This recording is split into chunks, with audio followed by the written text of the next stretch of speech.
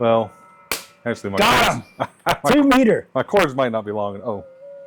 That celebration wasn't because we made some amazing long distance contact. It was because we made a contact on 2 meters. And by the end of the day, it is still our only contact. We came out to Pine Island State Park to operate the CQ Worldwide VHF Contest. The plan was to run 2 separate stations, one on 6 meters and another on 2 meters, and see what we could do from a portable location. Of course, we also picked a weekend with a heat advisory. Whiskey 1, Mike Romeo Charlie, Kilo Delta 5 Whiskey, where you at? We found a nice covered pavilion to operate from. The only problem was, the park Matthew had suggested does not allow to drive anywhere near the pavilion. We had to carry everything more than 1,000 feet from the parking lot to the pavilion. And portable VHF takes a lot more gear than a typical HF setup. With HF, you could often bring a radio, a battery, and throw some wire in the air for an antenna. Set Bluetooth. That could be enough to get you on the air and start making contacts. VHF is a completely different operation. I think it's CIV. Connecting. Yep, already connected. Right band. Over here. You need a directional antenna with some gain, which means large and bulky Yagis. Those antennas need to be mounted high enough to work properly. So you also need strong masts, heavy tripods, and everything required to keep them standing. Unfortunately, Matthew didn't get this message and brought a 5-foot pole. Get off my lawn! Hey, look at that, perfect timing. You made it across here in the 14 seconds that it was not transmitting. Then add the radios, computers, batteries, and all the other small pieces that somehow turn into a large pile of equipment.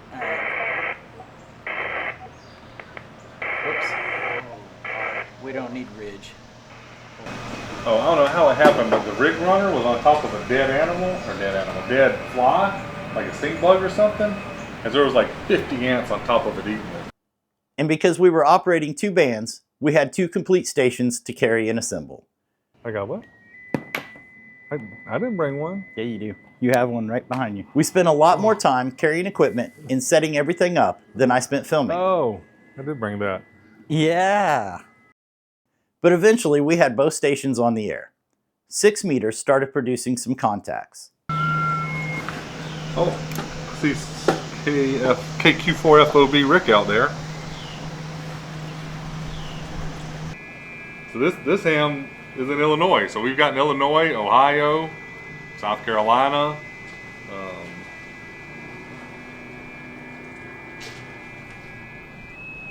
Now granted, some of these guys could be doing the heavy lifting, but still, 6 is working. Like I say, we're running 49 watts max right now.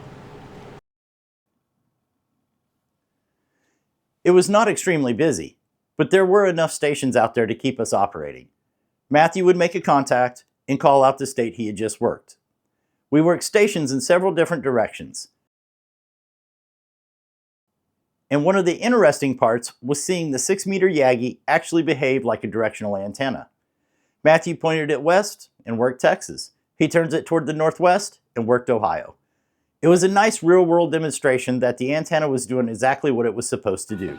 Hey, it is, I mean, obviously Yagis are directional, so it makes perfect sense, but it's really neat just seeing it happen. Yeah. Because like I'm getting New Hampshire now. As soon as you turned it, I'm getting a New Hampshire station. The station was working. The antenna was working. We could turn it towards different parts of the country and see the results. By the end of the day, we had made 20 contacts on 6 meters. That is not a huge contest score, but at least we're making some contacts and getting something back for all the hard work it took setting up the station. 2 meters? Well, that was a completely different story. Based on the conditions, it seemed like 2 meters should have been usable. We had the antenna, the station was working, and we were calling. Is that VHF propagation? We're just outside of it. The problem was that almost nobody else appeared to be there. You could have a great station in favorable conditions, but none of that matters if there is nobody on the other end. We eventually made our 1 2-meter contact, which explains the celebration. Oh, wait. I see a signal. Uh-oh. Oh, I got a response. Uh-oh. Georgia. Well, actually, Got him. 2 meter. my cords might not be long. Oh, all right. Let me try to. So, are you done with your QSO with him? Yes. You know, I would be like, let's give it more power and put the amp on, but we're not receiving anything. Yeah. If I was receiving stuff, but they're not hearing me, then I would do the amp. But we're not even hearing anyone.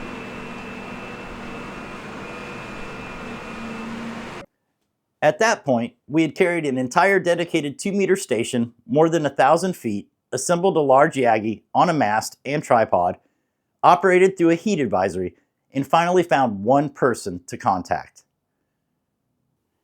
And by the end of the day, it is still the only one.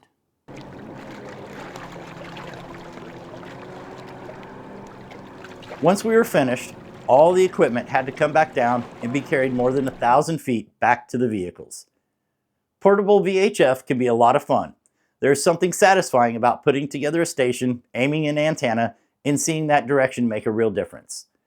But it also requires a lot of equipment, a lot of setup, and a lot more physical work than many portable HF operations.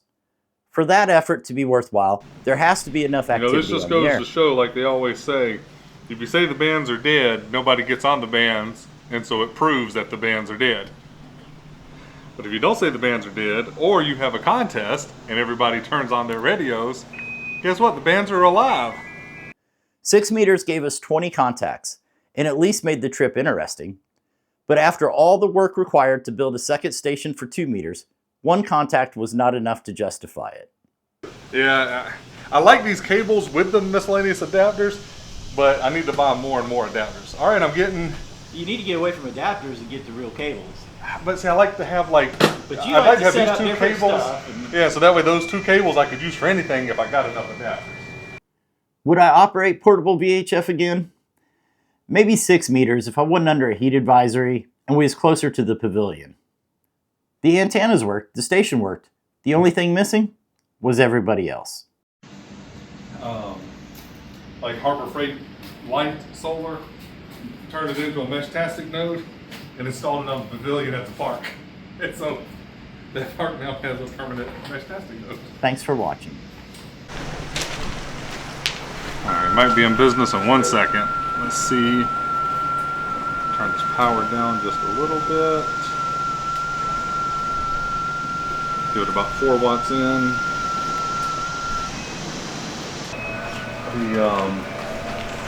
The adapter to feed the amp. I was like, why is the amp not activated? Oh, I don't have the... it's in here, I believe. Okay, just, Oh, that's your bag? yeah, these are, well, these are, That's my bag. No, that's your bag. No, this one's my bag. That one's your bag and that one's your bag. Oh, one of them was my bag you have, one of them was my bag I have. Yes, they're both your bags. I told you, I'm bringing your gear.